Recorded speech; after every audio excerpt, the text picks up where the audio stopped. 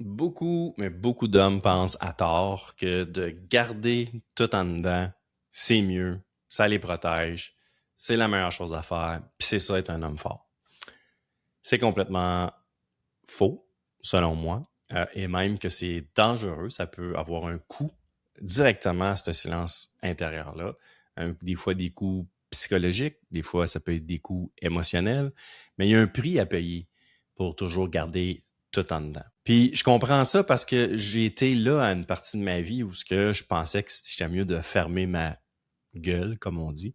Parce que sinon, si je disais vraiment ce que je pensais, si je disais vraiment ce que je ressentais, si j'exprimais vraiment mes vrais besoins, mes vrais désirs, mes vraies envies, mes ambitions, peu importe, c'était pour brasser certaines personnes autour. C'était aussi pour m'amener à prendre des décisions inconfortables, des décisions difficiles. Et je gardais tout ça en dedans comme la majorité de beaucoup d'hommes. Ça se dit-tu, ça, la majorité de beaucoup d'hommes? En tout cas, bref, on se comprend. Euh, Parce que j'avais peur, tout simplement, parce que j'avais peur de blesser. J'avais peur de décevoir aussi beaucoup d'autres personnes autour de moi. J'avais peur de faire de la peine. J'avais même honte de certaines choses que je gardais en dedans.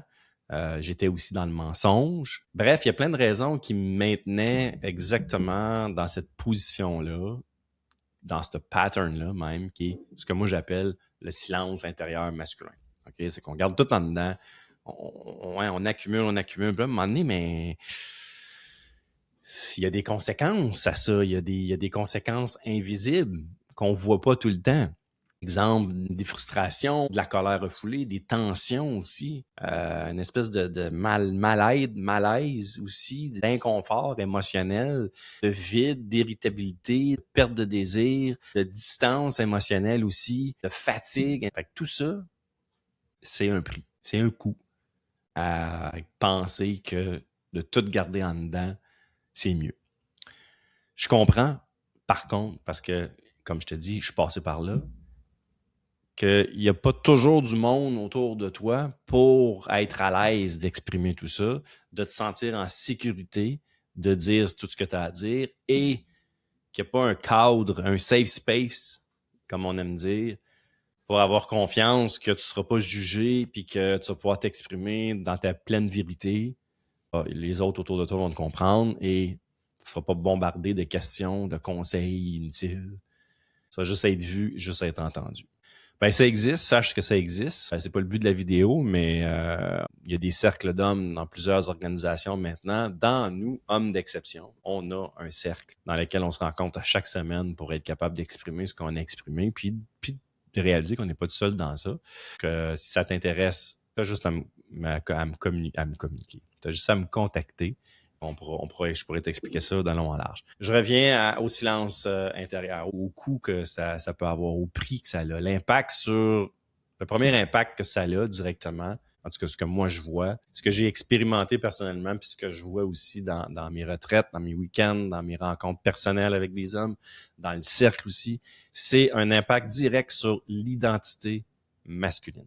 L'identité, il y a quelque chose dans notre identité masculine qui est très, très fort. Un des piliers, c'est le respect de soi. OK?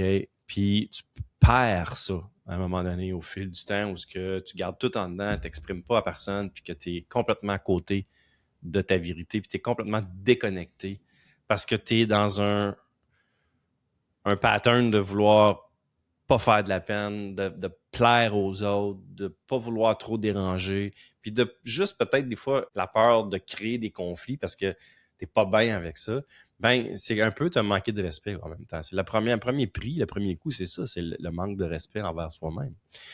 C'est un sentiment aussi d'être comme un spectateur de ta propre vie, comme un peu sur le pilote automatique, puis t'as l'impression d'être incompris, même des personnes les plus proches de toi-même. Ça peut être même dans ton couple. Si tu n'exprimes pas ce que tu as exprimé de façon juste, claire, précis, sans te justifier et te défendre, ben c'est sûr que tu vas te sentir incompris. Parce que l'autre personne ne te comprend pas non plus.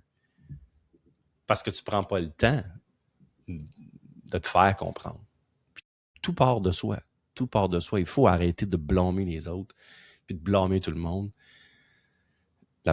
Tout part de toi-même. C'est une responsabilisation personnelle d'aller faire sortir ce que tu as à sortir pour améliorer ta vie, te faire comprendre, te faire respecter, te faire aimer, etc., pour plein de raisons. Puis il y a comme un espèce de paradoxe dans ce concept-là, dans ce silence intérieur masculin-là, c'est que l'homme pense que de se taire puis de garder ce qu'il ressent vraiment pour soi, ça va protéger sa relation. Mais au contraire, il y a beaucoup de raisons pourquoi des couples se séparent, mais si tu te questionnes vraiment, là, puis tu vas à la source, au début de ce qui a commencé à créer ce qui a fini par être le résultat, exemple, je sais pas moi, une infidélité, pas capable de parler de l'argent, pas capable de parler des finances, la façon d'élever les enfants, les amitiés autour du couple, peu importe. La chose qui est tout commun à ça,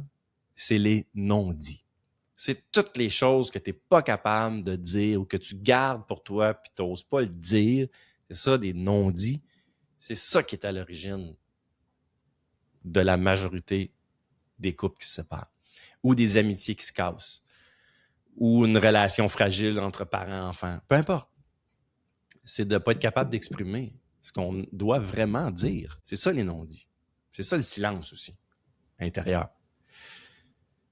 Mais ce silence-là, même si tu penses que c'est bon puis que ça te sert, ben ça, malheureusement, ça finit par créer une distance. OK? Le silence crée la distance. Là, je m'explique au niveau du silence, je ne l'ai pas mentionné. On parle pas du silence, de prendre le temps d'apprécier un moment de silence, puis de méditer, puis de se concentrer, puis d'apprécier. Parce qu'il y a des moments de silence physique, extérieur, d'apprécier, d'éliminer le bruit autour de soi. Ça, c'est un bon silence, là, on est d'accord. Moi, je te parle de tout garder en dedans, là, la cochonnerie, n'importe quoi que tu gardes en dedans, puis que tu devrais l'exprimer, tu devrais le sortir, mais là, tu as peur de le sortir parce que tu as peur que ça sorte tout croche, ce qui est tout à fait normal. Moi, c'est ce silence-là que je parle. Ce silence-là va créer de la distance. Puis la première distance que ça va créer, qui est la pire, c'est la distance avec toi-même. Puis c'est là que tu vis une déconnexion personnelle, une déconnexion de soi. Puis après ça, bien évidemment, tu vas vivre des distances avec, dans ton couple, tes enfants, tes amis, tes partenaires d'affaires, tes employés, tes collègues, peu importe. Okay. Puis ce que ça demande vraiment, le travail qui doit être fait vraiment dans un contexte de vouloir briser un peu ce silence intérieur-là, et la première étape, selon moi, c'est la conscience. C'est de faire une prise de conscience par rapport à ça. Puis c'est d'aller un petit peu plus loin aussi, pas juste dans la « OK, je comprends, je comprends ce que tu veux dire, Benoît ». Non, c'est d'aller dans ta conscience de soi, de toi-même, puis de t'observer, de voir comment tu feels quand tu gardes tout en dedans, puis que tu es dans une situation où tu le sais, là, même ta tête te le dit, mais surtout ton feeling ou ta deuxième voix ou ton toi-même, on va le dire de même. Excuse-moi, je trouve pas les mots au moment précis, là, mais quand tu le sais que tu devrais dire quelque chose puis que tu n'arrives pas à le faire, comment tu te sens? Qu'est-ce qui se passe dans ton corps? T'as-tu mal quelque part? T'as-tu un malaise quelque part? Y a-t-il quelque chose qui se passe? Comment tu te sens vraiment? Puis c'est quoi après l'émotion dans laquelle tu vas te retrouver après avoir pris cette prise de conscience-là, mais d'avoir resté dans ton silence quand même. De ne pas avoir eu l'audace ou le courage d'exprimer ce que tu as exprimé. Comment tu te sens? Comment tu te sens dedans si tu es honnête avec toi-même? Ben, c'est la première des choses. C'est la conscience. Après ça, c'est un peu comment tu le dis. Tu sais, c'est ton vocabulaire émotionnel, si je peux le dire comme ça. C'est-à-dire d'aller hyper clair, d'aller vraiment faire une introspection avec toi-même, puis de l'écrire. Puis le meilleur exercice, c'est de l'écrire. Hein, de vraiment écrire, OK, si j'ose ou si je décide de briser ce silence-là puis que je m'exprime, c'est quoi la manière de le faire? Qu'est-ce qui serait juste pour moi? Faut de la clarté. Faut que tu sortes les mots pour l'exprimer. Même si c'est tout croche, même si tu penses que ça fait pas de sens au début, même si tu es comme inconfortable dans ça, c'est exactement le bon signe, surtout quand tu es inconfortable. C'est-à-dire que tu es sur le bon chemin. Va plus loin. mets des mots là-dessus, exprime-toi, ne serait-ce que par écrit pour toi-même, avant d'aller exploser ça quelque part avec du monde. Et c'est là, je reviens, comme je disais tantôt, c'est là que les cercles d'hommes sont hyper puissants pour ça, parce que c'est un endroit où venir pratiquer ce que tu as envie d'exprimer, puis de t'ajuster pour être capable de mieux le faire après avec les personnes concernées. Puis après ça, ben, quand tu fais ça, quand tu as pris conscience, après ça, tu as mis des mots, donc tu as un bon vocabulaire émotionnel, que tu étais capable de mettre des mots sur ce que tu ressens, ben après ça, c'est d'essayer de t'amener dans un état émotionnel quand même sécuritaire, d'avoir une sécurité intérieure et une solidité aussi intérieure pour être capable après de faire face à ça et d'après de t'exprimer auprès des autres. Tu vas être beaucoup plus solide, beaucoup plus clair, beaucoup plus prêt, plus en confiance et c'est évidemment beaucoup plus facile après. Puis c'est ça que les cercles des hommes, le cercle des hommes d'exception ou n'importe quel autre cercle d'hommes fait. Ça crée un environnement extérieur sécurisant qui t'amène dans un état d'être intérieur sécurisant. Puis que là, après ça, ben, ça te donne de la force.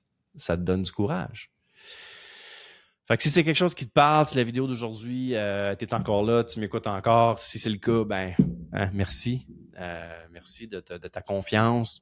Puis tu as envie d'aller plus loin, tu as envie d'amener la conversation plus loin entre moi et toi en premier, avant de rentrer dans un cercle d'hommes, avant de faire quoi que ce soit dans ton développement personnel par rapport à ça.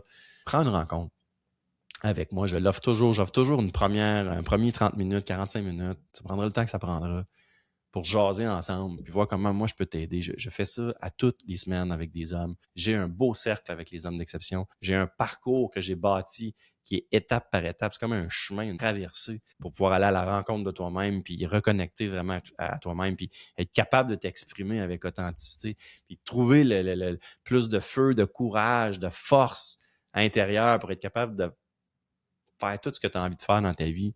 Ben, si ça te parle, viens à ma rencontre. Je vais t'expliquer tout ça. Tu verras qu'est-ce qui est pour toi. Puis on partira de là. Mais au moins, on va avoir une première conversation. Tu vas avoir peut-être une première chance de briser ce silence-là, puis de t'ouvrir à ce que tu as besoin de t'ouvrir pour toi-même. Merci d'être là et à très bientôt sur une autre vidéo. Bye bye.